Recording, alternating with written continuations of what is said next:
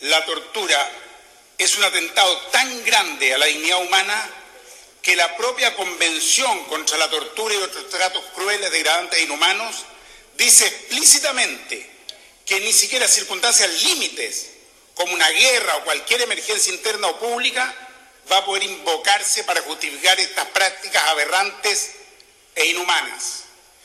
Y por otro lado, en cuanto a las víctimas de la tortura, la propia Convención señala expresamente que los Estados deberán garantizar a las víctimas la reparación y el derecho a una indemnización justa y adecuada, incluidos los medios para su rehabilitación.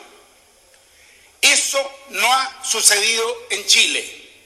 No ha habido la reparación que corresponde para quienes sufrieron la tortura, la prisión política y, por cierto, para quienes también fueron asesinados, ejecutados y desaparecidos. Si realmente estamos en contra de la tortura, debemos salir de los discursos hipócritas y avanzar en reconocer que en nuestro país hubo chilenos que asesinaron y que torturaron a otros chilenos, que en Chile se asesinó a inocentes, se torturó a mujeres embarazadas y, tal como describió la diputada Carmen Hertz, se cometieron horrorosidades, atrocidades que son casi imposibles de ser descritas. Se ocuparon animales para violar a detenidos políticos. Y si admitimos que no hay enemigo interno o seguridad nacional que justifique estas prácticas, entonces hay que ofrecerle a las víctimas no solo justicia, sino también toda la reparación y la rehabilitación necesaria, porque la tortura no solo es un cruel daño o un terrible daño que se le hace a la víctima o a sus familiares, sino que es un daño que se le infringe a toda nuestra sociedad. Entonces, de verdad que es incomprensible que el Estado chileno, que el gobierno actual, no atienda las mínimas demandas de las agrupaciones de presos políticos y víctimas de torturas.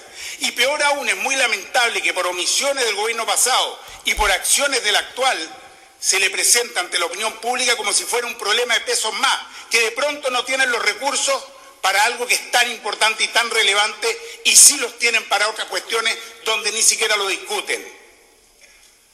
Cuando los torturadores, los violadores y los asesinos gozan de privilegio en cárceles de 5 estrellas, cuando asesinos como Miguel Krasnov, Fernando Torres Silva, Álvaro Corbalán, no solo no han sido degradados, manteniendo sus cargos y sus honores militares, sino que reciben insultantes pensiones de 2 o 3 millones de pesos mensuales.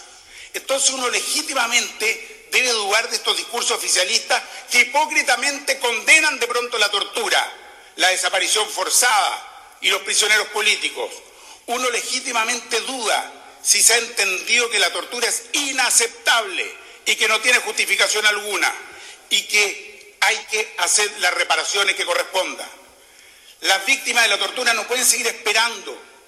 Son cerca de 40.000 casos calificados, de los cuales más de 10.000 ya han fallecido, esperando una justicia mínima y una reparación.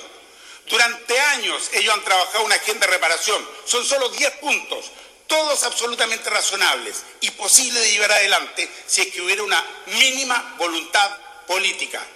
Nosotros los humanistas pensamos y creemos en la posibilidad de cambio, de asumir fallas y equivocaciones y emprender un nuevo futuro. Pero lamentablemente hoy día el ministro se farreó una oportunidad histórica para resarcirse de los errores de los que la derecha fue autora y fue cómplice. El ministro tuvo la oportunidad de hacer suyos los avances civilizatorios que son comunes e indiscutibles en cualquier país civilizado. Hoy el ministro se farreó una posibilidad de demostrarle al mundo que la derecha chilena había dejado de ser la derecha cavernaria, pero lamentablemente escuchaba un ministro que no fue capaz de responder la pregunta fundamental: ¿por qué se retiró este proyecto y por qué no se les da la reparación que corresponde a las víctimas? Escuchamos un discurso grandilocuente, pero que en definitiva no ha respuesto a una demanda profunda. ¿Queremos unidad nacional? ¿Queremos mirar al futuro? Entonces hagamos lo que hay que hacer, pues, ministro. Justicia, verdad, reparación a todas las víctimas y a todos los expresos políticos ahora. He dicho, señora presidenta.